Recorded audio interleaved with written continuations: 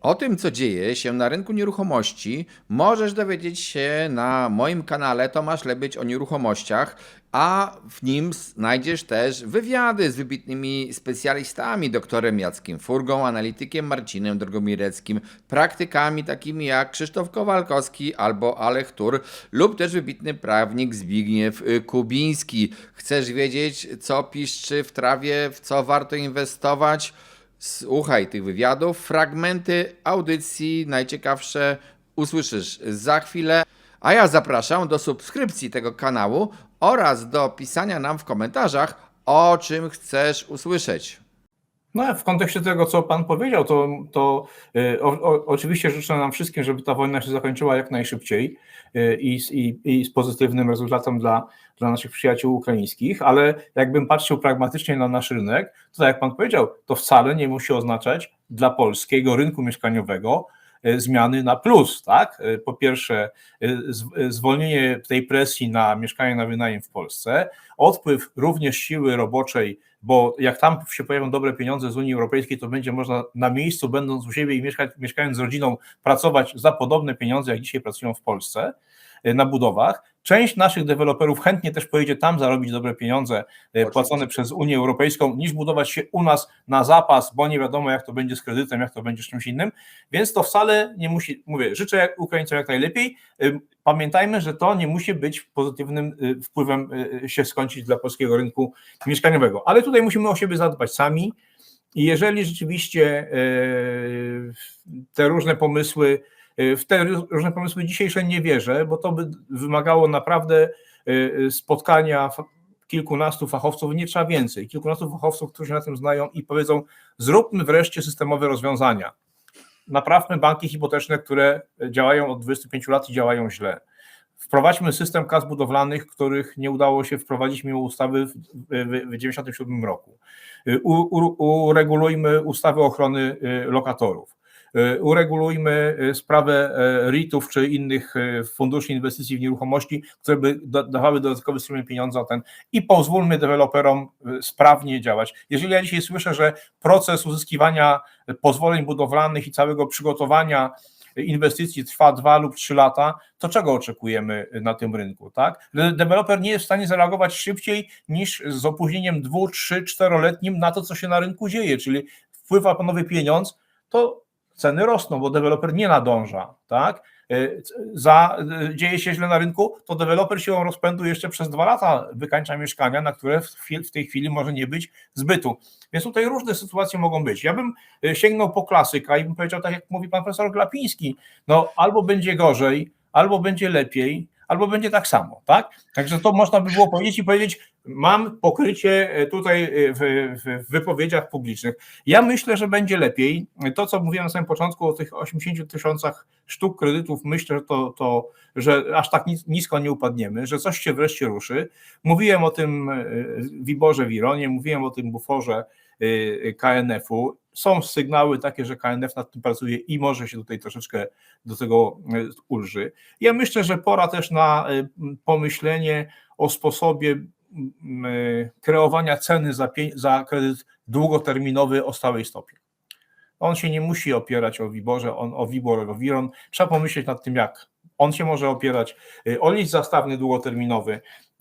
I tutaj są też pomysły, z których korzystali Czesi, Węgrzy, Słowacy i inni, czyli ulga podatkowa dla nabywców listu zastawnego.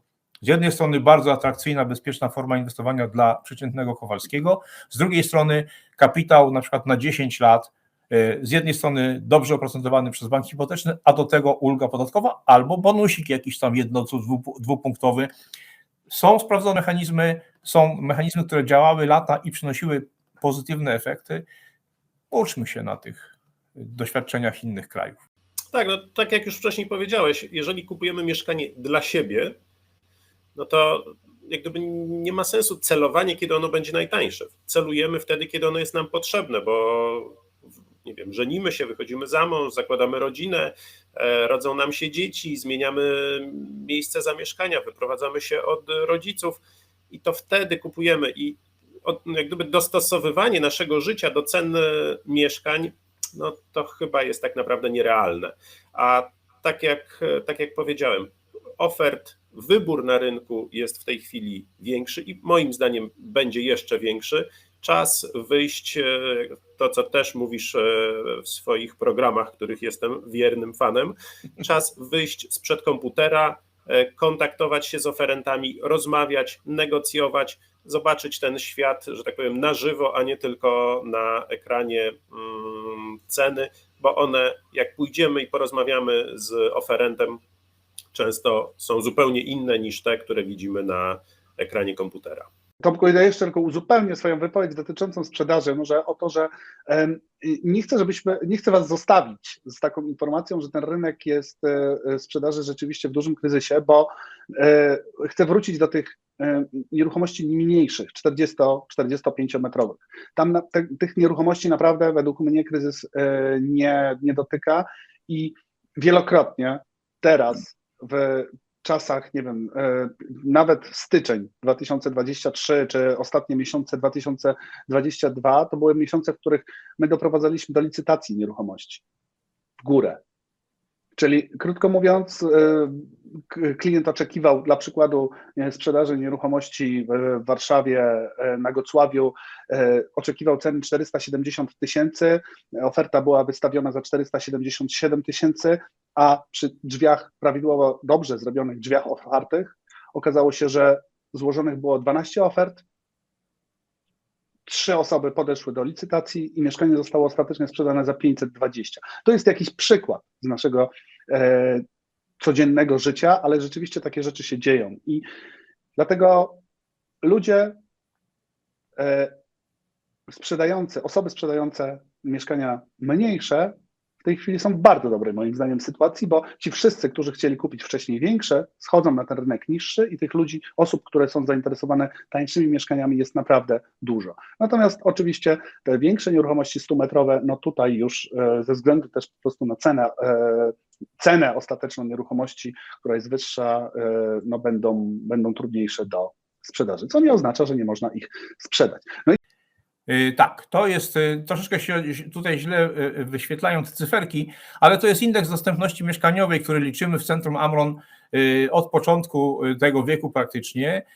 Wychodzimy z poziomu 100% w tym roku subprime'owego kryzysu w 2007 i potem widzimy, co prawda jest to taka piła zębata, ale systematycznie rośnie. Czyli ta dostępność mieszkań rosła od 2007 roku aż do 2021, bo mimo, że rosły ceny, mimo, że rosła inflacja, to nasze dochody również rosły, tak? I na początku tam z lat 2014, 15, 16 słabiej, potem 2018, 19, 20 lepiej, ale to, co się wydarzyło pod koniec 2021 roku, czyli pierwsze podwyżki stóp procentowych przez Radę Polityki Pieniężnej, a potem tutaj ta granatowa część krzywej, to jest ten efekt wprowadzenia przez Komisję Nadzoru Finansowego buforu 5%. Tak dramatycznie wpłynęło na spadek dostępności mieszkaniowej. No tutaj oczywiście nałożyły się również te wzrosty cen mediów, bo to i prąd, i woda, i inne rzeczy, ale generalnie wróciliśmy z siłą nabywczą, cofnęliśmy się o jakieś 8-10 lat do roku 2014-2013. No i stąd też te efekty w akcji kredytowej i aktywność na rynku mieszkaniowym jest słabsza. Tak? Nie widzę spójności, poza tym jest pewna iluzja bezpieczeństwa najmu lokalu mieszkalnego, bo jak popatrzymy na ustawę o ochronie praw lokatorów i te 3 reżimy, które tam są opisane, czyli taki ogólny reżim, gdzie praktycznie wynajmujący jest na łasce najemcy i jeżeli on w sposób naganny nie zachowa się, czyli nie będzie płacił albo na przykład nie będzie dewastował, czy tam nie podnajmie, to właściwie nie ma możliwości rozwiązania stosunku najmu, który jest na czas nieoznaczony, chyba że za 3-letnim okresem wypowiedzenia, co jest w ogóle absurdem, prawda? No i ten reżim najmu okazjonalnego, który stwarza iluzję bezpieczeństwa dla wynajmującego. Dlaczego iluzję?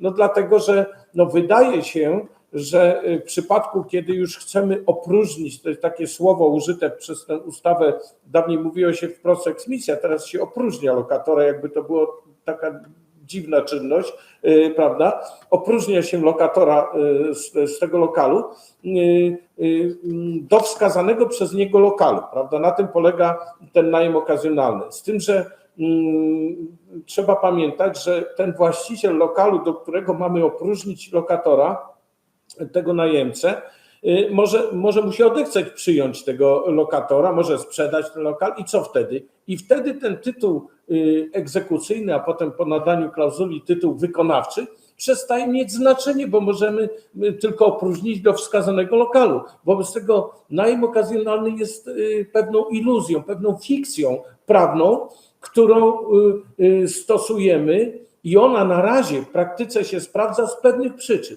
A jakie to są przyczyny? Że ten potencjalny najemca, lokator podlega pewnej weryfikacji. To znaczy do tego najmu nie podchodzą pewne osoby, które coś tam mają za uszami. I w pewnym momencie następuje, że tak powiem, jest to rodzaj sita, przez które przechodzą ludzie, którzy tak na dobrą sprawę, gdybyśmy ustnie zawarli umowę najmu, to oni i tak by ją wykonali. Natomiast na czym polega paradoks, jeśli chodzi o tę regulację? Otóż polega na tym, że najem okazjonalny stosują osoby, mówię o wynajmujących, które nie prowadzą działalności w zakresie najmu, czyli taki zwykły Kowalski, który po matce ma mieszkanie, prawda, i chce, dopóki córka mu nie dorośnie, trzyma to mieszkanie dla córki i wynajmuje jakimś tam ludziom, prawda? I on jest niezawodowcem.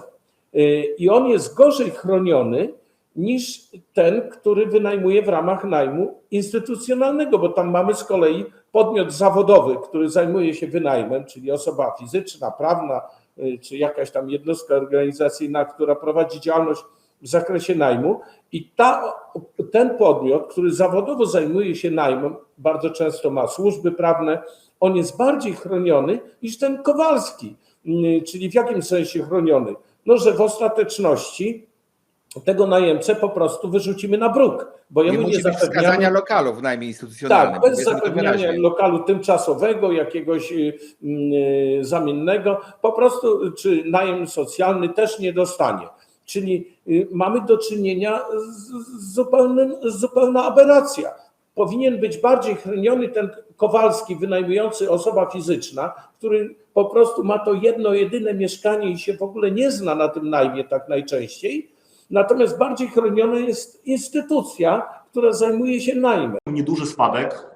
De facto jesteśmy rok do roku, mamy straty na poziomie 10% tylko i wyłącznie. Ale z tego co wiem, na rynku jest różnie i w różnych częściach Polski różne biura podają takie statystyki, że czasami ten spadek sprzedaży jest nawet do 30-40 no i więcej procent. To jest naturalne, bo ze względu na to, że bardzo duża część transakcji jednak była kredytowymi. Gotówki było dużo, ale jednak ci kredytowi klienci mają istotny wpływ na rynek, na liczbę transakcji. I jeżeli tak pójdzie dalej, to przyszły rok może też być gorszy od tego. Jeżeli chodzi o rynek najmu, no to rynek najmu na początku roku no to była Eldorada i jeżeli ktoś miał cokolwiek do wynajęcia, no to wszystko było wynajmowane. Ja mówię o sytuacji w marcu, marzec, kwiecień. Tak, tutaj na jednym wykresie umieszczone są dwie linie wykresów. Pierwsza, niebieska, jest to indeks cen mieszkań w oparciu o ceny nominalne, ofertowe. Natomiast czerwona linia wyznacza indeks cen mieszkań z uwzględnieniem inflacji.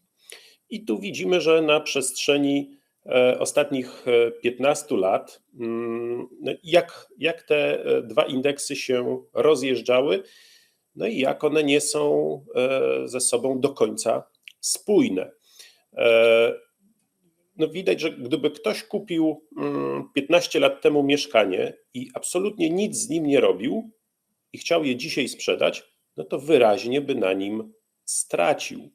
To Licząc powoduje- inflację, tak? To Licząc podkreślam. inflację, tak, bo nominalnie oczywiście cena jest dzisiaj wyższa, natomiast uwzględniając inflację, ta wartość jest wyraźnie niższa. Ale jeżeli interesuje Was rynek nieruchomości, koniecznie subskrybujcie mój kanał. Tutaj wiele informacji o tym, co się dzieje na rynku, o prawie. Jeżeli chcesz wiedzieć więcej, korzystaj ze szkoleń na Semen24. Napisz nam w komentarzach, o czym chciałbyś inną audycję, a moim wspierającym dziękuję za wspieranie kanału. Zachęcam innych do wspierania. W zamian dostaniecie dostęp do większej ilości audycji, filmów, a także na przykład do możliwości czatu, czy też takiego spotkania na żywo online. To też jest możliwe. Na razie, cześć.